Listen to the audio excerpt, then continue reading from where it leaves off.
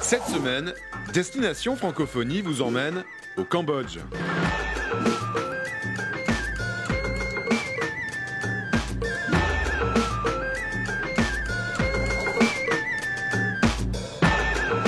Bonjour. Si vous venez au Cambodge et que vous faites une petite balade sur les bords du Mekong, dans la capitale, ici à Phnom Penh, ou d'ailleurs dans n'importe quel endroit du pays, vous serez surpris par une chose, le sourire des Cambodgiens. Et en plus, très souvent, ce sourire est accompagné par la langue française. Bonjour. Bonjour, bienvenue au Cambodge. Le Cambodge a une longue histoire avec la langue française. Pendant près d'un siècle, jusqu'en 1953, le pays était sous protectorat de la France. Il reste encore dans tout le pays des traces de cette présence française dans l'architecture, jusque dans les administrations, où vous trouvez encore de très nombreux francophones. À cette époque, toute la famille royale parle français. Et au début des années 60, le roi du Cambodge, Norodom Sihanouk, est même l'un des pères fondateurs de la francophonie, avec le Sénégalais Léopold Sédar Senghor, le Tunisien Habib Bourguiba et le Nigérien Amani Diori. Mais pendant la période des Khmers rouges, de 1975 à 1979, la plupart des intellectuels et des professeurs ont été tués, emprisonnés ou déportés. Parmi eux, de nombreux professeurs de français. C'est pourquoi, à la fin de cet événement tragique pour le pays, il n'y avait presque plus de professeurs, ni dans les écoles, ni dans les universités pour enseigner le français. Mais la francophonie n'a jamais disparu au Cambodge. Le roi actuel, Norodom Sihamoni, qui règne sur le royaume, est par exemple un excellent francophone. On peut même dire que cette francophonie de cœur connaît partout un renouveau. Il y a d'ailleurs une particularité dans ce pays. À l'université, les jeunes Cambodgiens peuvent étudier toutes les disciplines en français. C'est le cas en génie civil, médecine, littérature, sciences humaines, droit, économie ou encore gestion. Et dans ces disciplines, ils peuvent même obtenir des diplômes français. On les appelle des filières francophones et on les trouve surtout dans les universités publiques. Et toutes ont le nom d'université royale. Et oui, nous sommes bien au royaume du Cambodge. Et c'est justement à l'Université royale de droit et des sciences économiques que je vais vous présenter l'une des meilleures filières francophones du pays. En 1991, les accords de Paris marquent la fin de la guerre civile au Cambodge. Tout est à reconstruire et avant tout, les élites du pays décimées pendant la guerre. Les autorités cambodgiennes se tournent alors vers la France. C'est la naissance des filières francophones universitaires. Celle de droit et d'économie date de 1993. Les étudiants viennent de tout le pays et de toutes les classes sociales pour s'y inscrire. Ils sont une centaine à être recrutés sur concours. Pendant toute l'année, ils suivent 250 heures de cours de français et bénéficient de l'espace francophone de la filière. Pour eux, le défi est là, pouvoir suivre une licence de droit et d'économie tout en français. Les cours sont dispensés par des professeurs cambodgiens et français.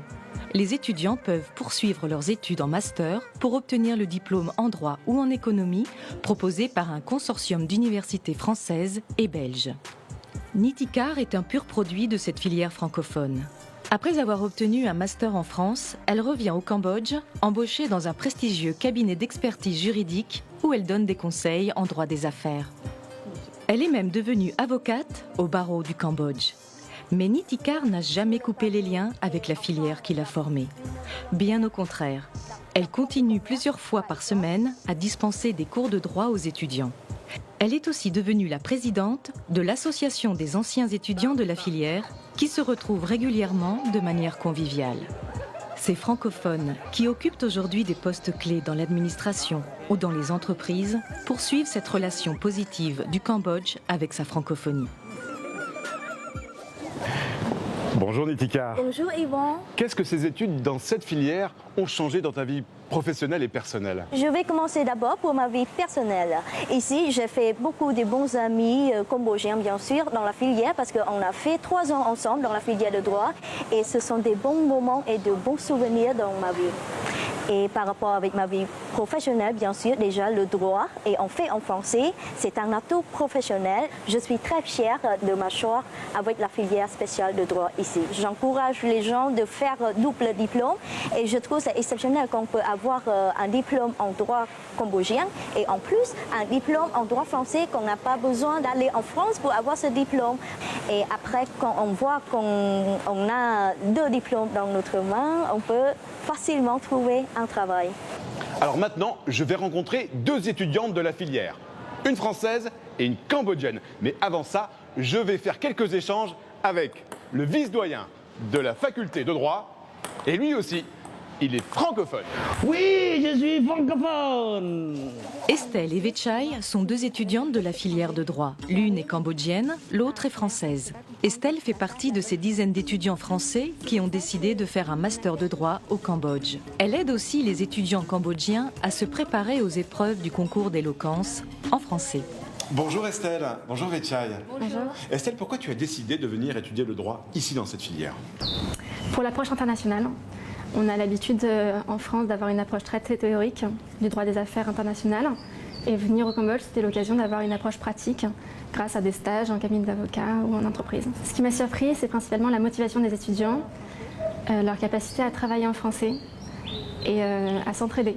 Moi, si je suis venue au Cambodge, c'était justement pour avoir cette approche avec des étudiants cambodgiens, comprendre comment ils réfléchissent et pouvoir transmettre aussi le français, qui est ma langue natale.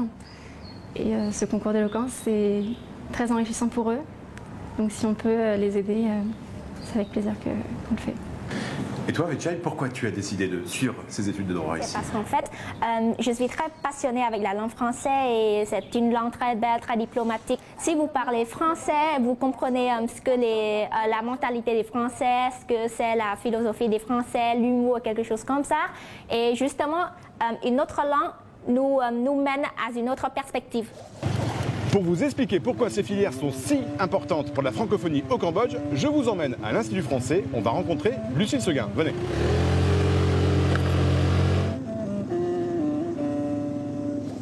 Bonjour Lucille. Bonjour Yvan. Pourquoi les jeunes Cambodgiens décident d'étudier dans les filières francophones? Pour les étudiants cambodgiens, ces filières francophones et ces diplômes français représentent une vraie opportunité d'accéder à l'enseignement supérieur français et d'avoir des diplômes qui sont reconnus à l'international. Au-delà de ça, la France jouit d'une très bonne réputation au Cambodge et l'enseignement supérieur français reste le choix de l'excellence.